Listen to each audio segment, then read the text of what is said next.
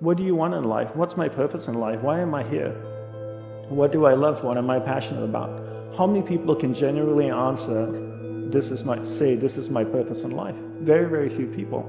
Once you're clear with your purpose, you know what to concentrate on, and you know what to direct your finite amount of energy towards. If you're conditioned, it's because you have allowed yourself to become that.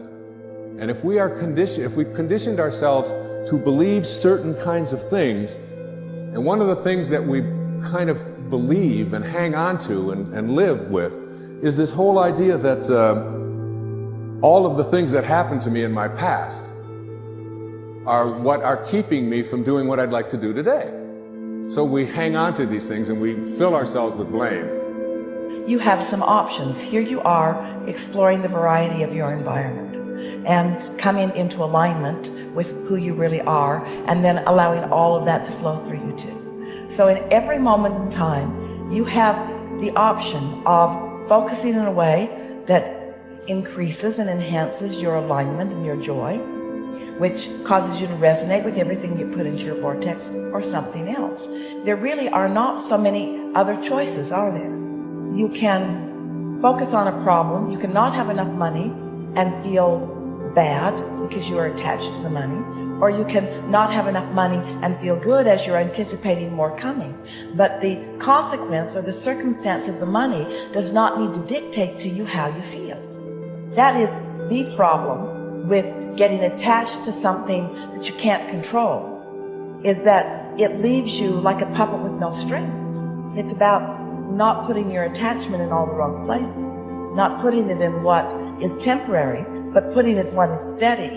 And then in that steady attachment or alignment, then you can just flow it to whatever is currently in your now, flowing through your experience. You can't give away what you don't have. People who are not good at giving away love can't give away love because they don't have it to give away.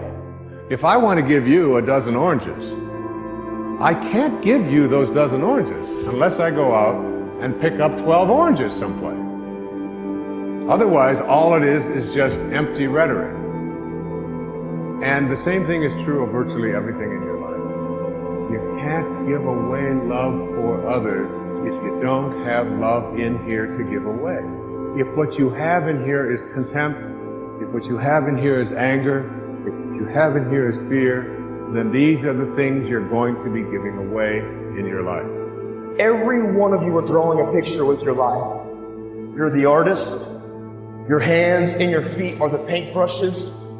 And the choices and decisions you're making right now are the paint strokes. You can paint whatever picture you want to paint. You can become whatever you want to become. But your choices and decisions that you're making right now matter. You got to have the grit and the tenacity to push forward and give it a little bit more than what you have right now. Don't wait for the perfect timing. The perfect timing is never going to come because there's no such thing as perfect. There's never going to be a day where you wake up and you're like, this is the perfect day for me to finally change. All the things have lined up. My inbox is completely clear. I have nothing to do today. There's no distractions. The kids are finally perfectly on their own. Oh my gosh, my husband or wife is finally perfect on their own. Everybody is healthy around me. Everything is just perfect. The day is sunny and bright. And oh my gosh, look at all this gold that just happened to appear in front of me. It's not going to happen like that. You need to say, okay, there is never going to be a perfect time, so you need to set a D-Day. Literally, a day in which you say, that's the day. And then you need to marshal all of your motivation, all of your ability to learn and develop skills as fast as you can before that day. But when that day comes, that's D-Day. That's the day that you go. That's the day that you quit. And that has to be a real date for you. I mean, mark it on the calendar. That's the day you quit the thing. That's the day you walk out. That's the day that you leave that situation that is not healthy or satisfying or good for you or your soul or the people around you. That you have to have that date. It has to be scheduled or you'll never do it. You'll just keep saying, oh, you know, one day things are gonna be, you know, the people who say one day, they end up at the end with a collection of days that were so far from perfect that they're in a state of misery now. They never landed in the land of their dreams. because they were always marching in something that was miserable to them, right? At some point, the only way that life changes is that you change your course. And don't wait for a perfect day. So what's your date? People who earn large incomes aren't lucky, and they're not crooks as those without money are so fond of pretending, nor are they endowed with more brains or talent necessarily than their friends and neighbors, nor are they privy to occult secrets, and only a very few were lucky enough to have had rich fathers or grandfathers. Most of the people earning the big incomes today started the same way you and I did, and most other people. The only difference between the men who earn big incomes and those who earn small incomes is that those earning big incomes decided to earn more. They're the people who made it their business to earn more. You see, people do what they make up their minds to do. So get rid of the ancient superstition once and for all that people who earn big money are special people, or lucky, or get the breaks, or had money to begin with, or knew someone, or are smarter, or anything else. These are alibis. They can all be disproved 1,000 times. The reason there are so many of these alibis around is that men who fail to make the grade financially are seldom honest enough to just admit that they really didn't try and keep trying. So in order to justify their failure, in order to remain seated, they dream up and pass along these old alibis.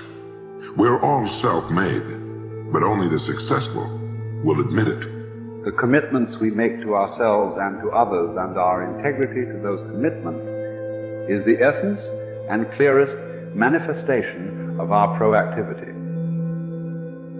It is also the essence of our growth. Through our human endowments of self-awareness and conscience, we become conscious of areas of weakness, areas for improvement, areas of talent that could be developed, areas that need to be changed or eliminated from our lives. Then, as we recognize and use our imagination and independent will to act on that awareness, making promises, setting goals, and being true to them, we build the strength of character, the being that makes possible every other positive thing in our lives. It is here that we find two ways to put ourselves in control of our lives immediately. We can make a promise and keep it, or we can set a goal and work to achieve it. As we make and keep commitments, even small commitments, we begin to establish an inner integrity that gives us the awareness of self-control and the courage and strength to accept more of the responsibility for our own life. By making and keeping promises to ourselves and others, little by little our honor becomes greater than our mood. The power to make and keep commitments to ourselves is the essence of developing the basic habits of effectiveness. Knowledge, skill, and desire are all within our control. We can work on any one to improve the balance of the three. As the area of intersection becomes larger, we more deeply internalize the principles upon which the habits are based and create the strength of character to move us in a balanced way toward increasing effectiveness in our lives. Get stronger. You can develop the muscle. You can develop the courage muscle. You can develop the inspiration muscle. You can develop the dedication muscle. You can get stronger. There isn't anybody here that can't get stronger. Next time we see you, may not even recognize you. How strong you're going to be able to become in language, style, personality, the ability to cope, the ability to handle with anything that happens, no matter what happens. And the third one is get better. We can all get better. I've gotten better. First talk I gave, I stood up, my mind sat back down. But here's the secret to my success. I stood up and did it again. I stood up and I did it again. And I did it again, and I did it again all those many years ago. I did it when I was scared, and I did it when I didn't want to, and I did it when I was ill. And I did it when it didn't work well, and I did it when they didn't appreciate it, and I didn't a lot of times when I didn't know much what I was doing. I just did it anyway.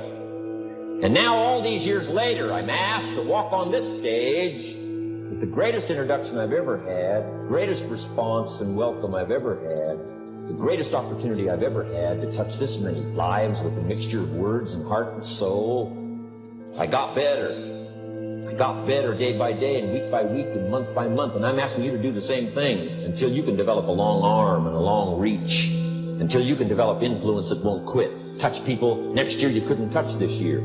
Touch people now you couldn't touch before. Conduct a meeting now you couldn't conduct before. Heart and soul now mixed in there that wasn't there, missing before. I'm asking all of you to get better, in spite of the winters, in spite of the downturn, the money downturn, the social downturn, the personal downturn, whatever it is. Just get stronger, get better. The key is not to wish for a better winter. The key is to wish for more strength